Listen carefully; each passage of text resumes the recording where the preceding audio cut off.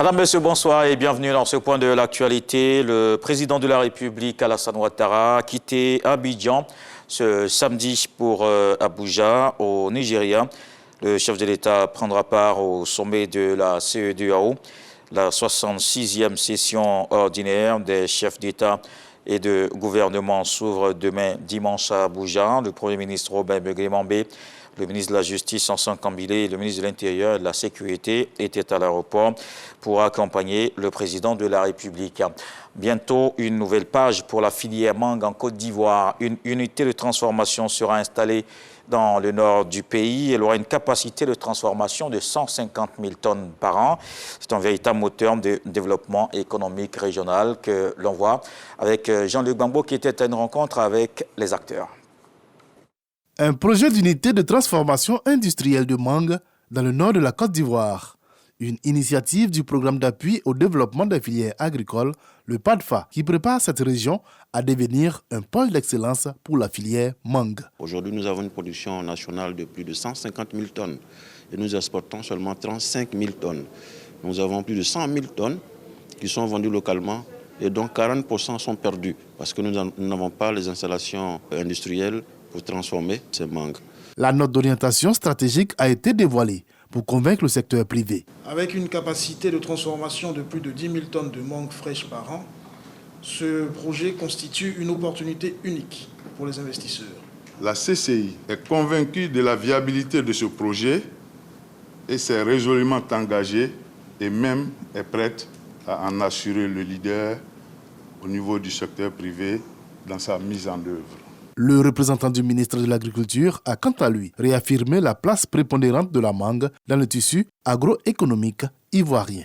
La filière mangue emploie des milliers de jeunes et de femmes et procure des revenus annuels de près de 7 milliards de francs CFA pour l'exploitant privé et quelques 5 000 petits producteurs du nord ivoirien qui fournissent 90% de la production annuelle. Le manguier se positionne ainsi, après l'anacardier et le cotonnier, comme la troisième culture de rente dans le nord ivoirien.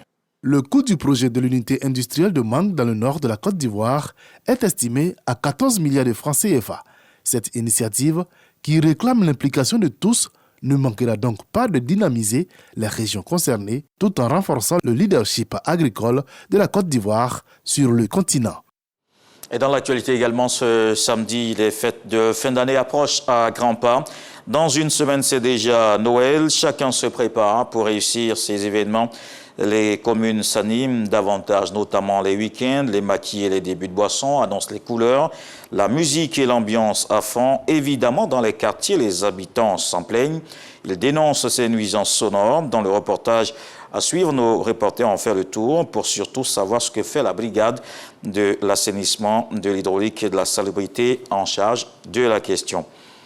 Dans le reste de l'actualité en Guinée, la junte du CNRD s'y était initialement engagée, mais la transition ne s'arrêtera pas au 31 décembre 2024. Déclaration faite par Ousmane Gawal Diallo, porte-parole du gouvernement. Les partis d'opposition ne sont pas d'accord. Ces derniers mois, ces partis ont plusieurs fois affirmé qu'ils ne reconnaîtraient plus la légitimité de la junte après fin décembre. Le Parlement sud-coréen a destitué le président de la République. Une motion de destitution contre le président Yoon Suk-yeol adoptée ce samedi. À l'origine, une tentative ratée d'imposer la loi martiale le 3 décembre.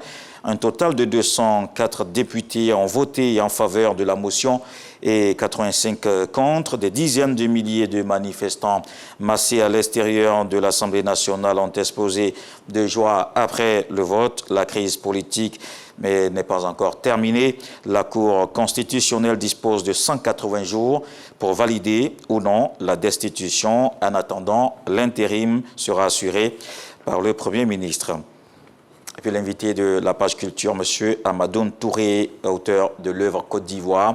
La Renaissance, l'auteur présente deux tableaux, la Côte d'Ivoire d'hier et celle d'aujourd'hui. Il lui apparaît un changement fondamental qu'il partage dans le livre.